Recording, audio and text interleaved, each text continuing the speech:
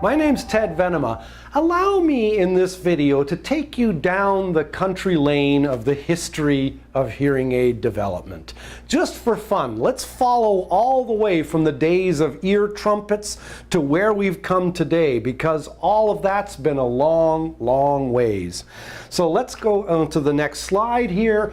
Well, you know the old saw, things that people like to say. If I ever got a hearing aid, Loretta, what makes you think I'd turn it on? Well, hearing loss affects relationships, and sometimes people hear what they want to hear, but enough on that. This is a brand new hearing aid sold lately by Hearing and Balance. Just kidding. Anyhow, hearing aids, the oldest hearing aids in the world, eyes. People use their eyes to see, to read the lips.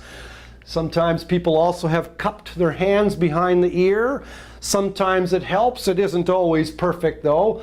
The old ear trumpets from 100 years ago, do you know they actually sound all right? I mean, they actually did work. Trouble is, I mean, you're limited, there's no electronics, and you had no control over the frequency or the sound quality of the hearing aid, but they did have some function and they did help people hear, non-electronically of course. Here's another old ear trumpet. Look at the things that people relied on a century ago. Now, the frequency response of those ear trumpets, look what it did. Let me interpret this picture for you. Here's the low pitches, here's the high frequency, so bass on the left, treble on the right. You can see there's a bump in the middle. That's where those ear trumpets tended to provide some amplification.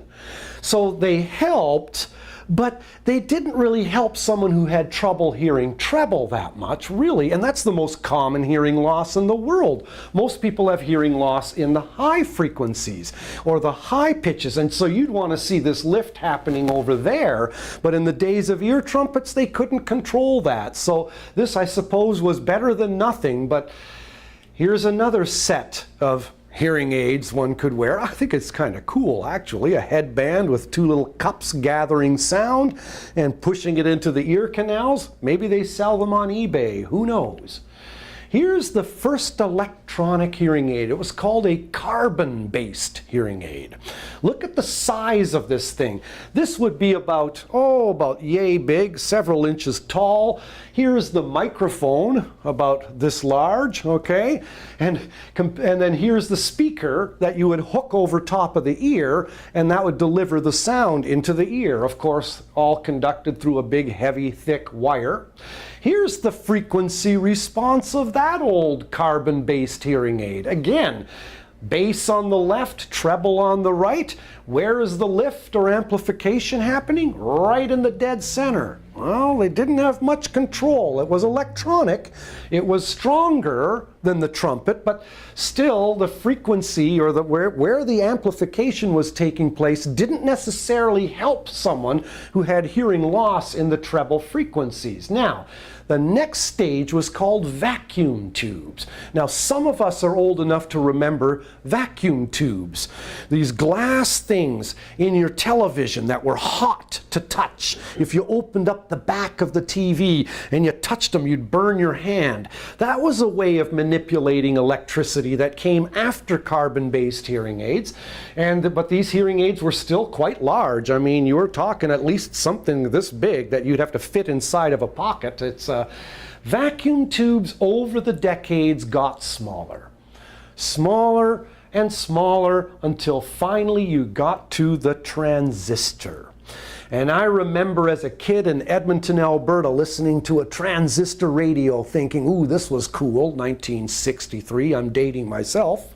At any rate, transistors got smaller and smaller and smaller. So, with the reduction in size, you also had a reduction in size of hearing aids. Now, this is an old body aid still, but it's a lot smaller. And again, its microphone would change sound into electricity, and that would be put through the speaker into the person's ear. Here's eyeglass hearing aids that were worn in the 1960s. I still remember people wearing those. The hearing aid was stuck on the end of the eyeglasses. Sometimes, however, the microphones were up front, and that made the hearing aid pretty directional. It picked up sound in the direction you were facing, but unfortunately, when you took off your glasses, you took off your hearing aids. Behind the ear hearing aids were very large when they first emerged in the 1950s. And you're looking at a large curved beige banana sitting behind the ear. It'll show you just how large that was. The behind the ear hearing aid became smaller, and then in the ear hearing aids emerged, I would say in the 1980s when Ronald Reagan was president of the United States, and he wore in the ear hearing aids, and people said, well, if the president can wear hearing aids, I guess so can I. That increased hearing aid sales quite a bit, but in the canal hearing aids, smaller and smaller devices. Today's hearing aids are digital, and you know what? Computers don't even look like that anymore. So even this picture is dated. But let me just tell you that what I'm wearing actually is a Today hearing aid. Why don't I turn around and let you see that? This is a digital hearing aid that's been programmed, and it's a hearing aid that is commonly found on people today. It's called also a behind-the-ear hearing aid, but it's today's behind the ear. It's not the big beige bananas of yesteryear that squealed. Hearing aids today can communicate by Bluetooth with your iPod, iPads, telephones, televisions, what have you. So in short, we have come a long, long way. And I just wanted to give you a little bit of a history rundown of the developments of hearing aids to where we are. Next, we'll talk about some hearing aid technology. So far, so good. Thanks for listening.